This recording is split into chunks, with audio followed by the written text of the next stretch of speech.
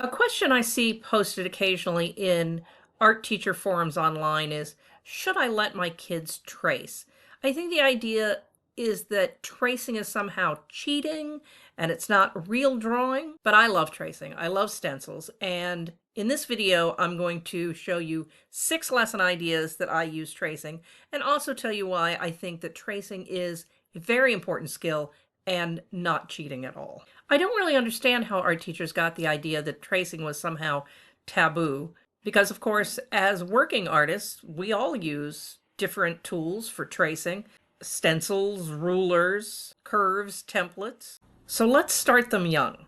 A stencil is just a tool. It can be tricky to use, and that's why I like to start with my kindergartners. Learning to hold that stencil still with one hand while tracing with the other, that's a hard thing for small hands to do.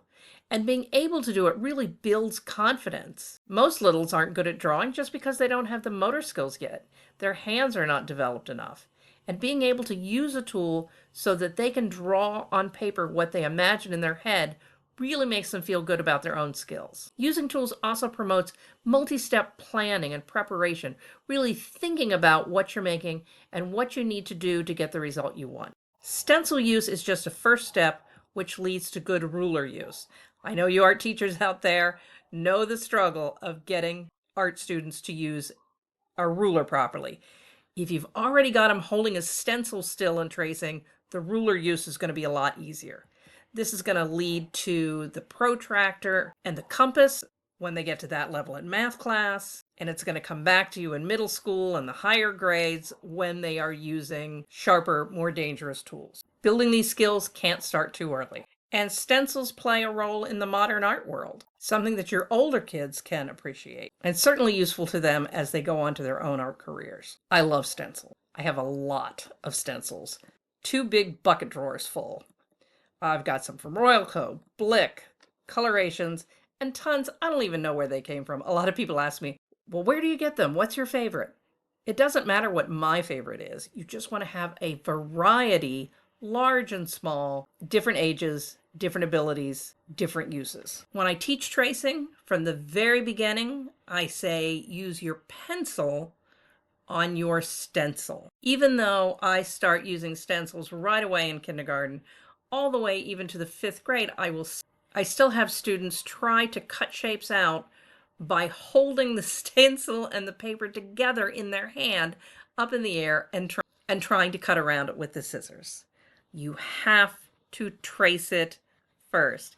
It is not going to work for you to hold one shape up against the other and try to cut, not on paper, not on fabric.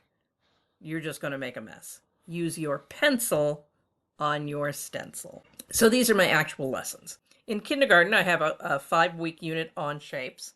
If you're interested in that, there is a video on my YouTube channel. The kindergarten project does not have any end goal. It's just practicing using the stencils, tracing, coloring. We're just playing, building skills and confidence. Meanwhile, when we do the 1st graders, I have a whole lesson about how the stencil is just the beginning of the picture.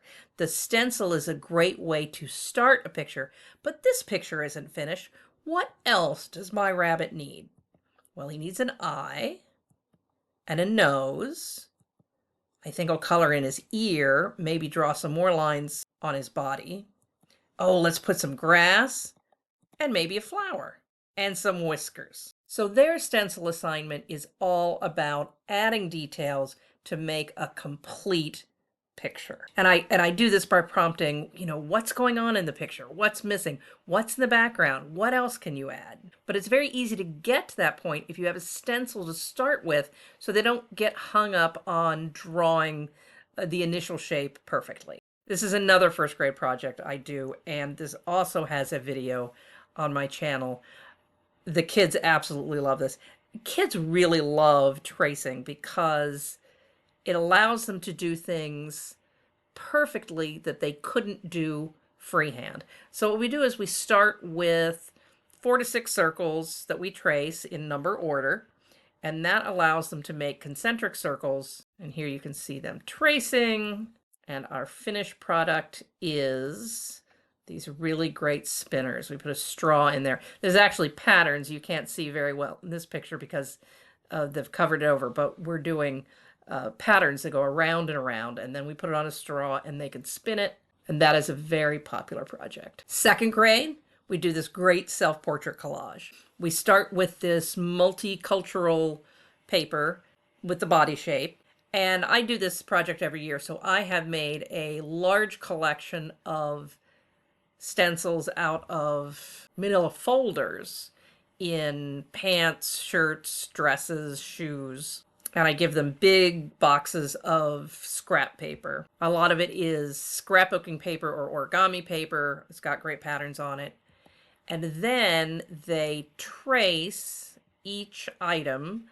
As you can see, I've got some shirts here and some skirts and some shoes. And this project is all about doing a self-portrait that not only shows what you look like, but also who you are as a person. So after we do the elements, which they absolutely love, of picking out their skin color and picking out their clothes, tracing it and gluing on their clothes, then they are encouraged to add all sorts of details about themselves in writing or additional pictures. It's a big hit every year. The kids absolutely love making their own clothes and are frustrated that they only get to make one outfit because they tend to want to keep layering on more clothes. This does take some work on your end beforehand because you need to make enough stencils to have a variety of different clothes and hair and shoes. Second graders also do this project exploring negative space using the stencils. We start by completely coloring a paper.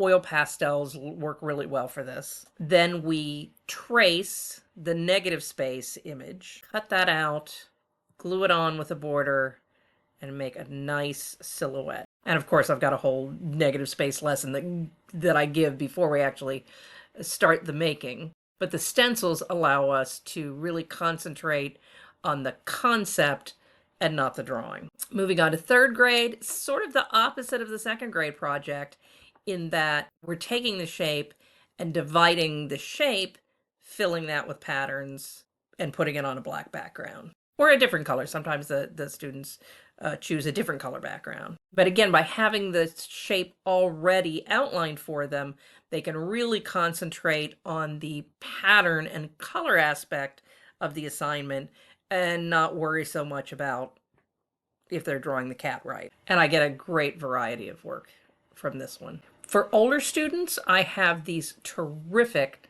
flat light boxes.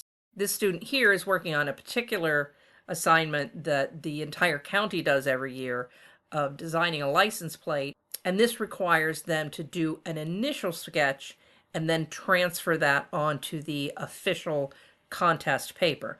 Instead of making them do this twice, I find it easiest to have them do their initial layout and then trace it on the light box exactly the way a professional would. This makes the transferring of the image fast and easy, and if they make a mistake, they can easily start over. These cost about $20 a piece, and I think well worth the investment. So I'm sure that you can think of a lot of other ways that stencils and tracing can be used as a design tool, either to build confidence, to build skills, but also to allow you to quickly step ahead to the meat of the assignment of what you're trying to teach, whether that's composition or color or pattern, by speeding up the implementation of the element of shape. I'm Heidi Howe. I'm an art teacher. I'm posting my entire curriculum on YouTube.